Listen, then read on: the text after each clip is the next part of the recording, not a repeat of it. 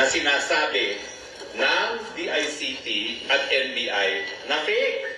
Pero bago pa magkaroon ng examination, nagdeklara na si Secretary Abalos at Secretary Gibo na fake. Hindi ko alam kung kailan sila naging experts ng audio recording. So pwede ba, let us show first Maharlika's Exhibit A to prove that the President is a drug user. Okay? Ready, set, go! Courtesy of Maharlika Bodjakera TV. Share, share!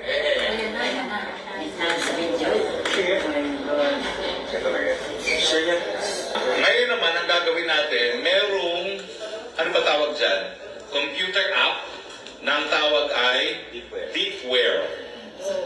Ang Deepware can identify deepfake. Ang deepfake is a product of artificial intelligence. So gagamitin natin ngayon itong programa ng Deepware. Popoy, can you flash now Deepware? And can you put now the same footage that we saw into Deepware? At hayaan natin na yung app ang magsabi kung merong AI o wala. Okay? Deepware. Okay? I-paste na yung video. Yan. Okay. Model results.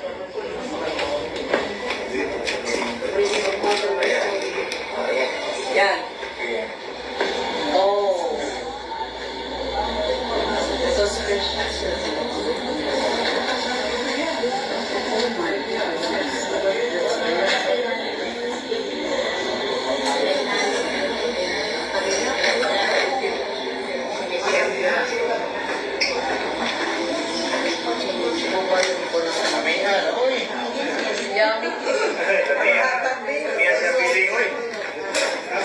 May finding na ba? Yes.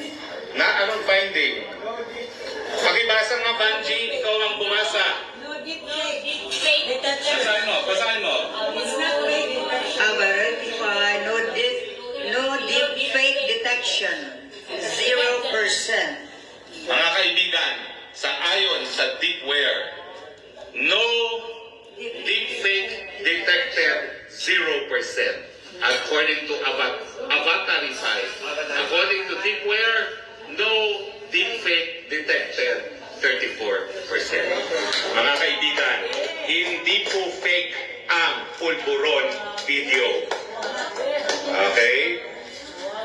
Ano pong laban dyan dun sa mga picture-picture na kinumpir nila at yung sa expert opinion ni Gibo at saka ni Secretary Abalon na nakabase po sa tenga. Ito po is technology at work. Ulitin ko po, Avatarify, no deepfake detected, 0%. Deepware, no deepfake detected, 34%. Sino ngayon ang paniniwalaan natin? Ang disinterested na computer app o mga taong gobyerno na dumidepensa sa nakaupong presidente? I leave you to judge.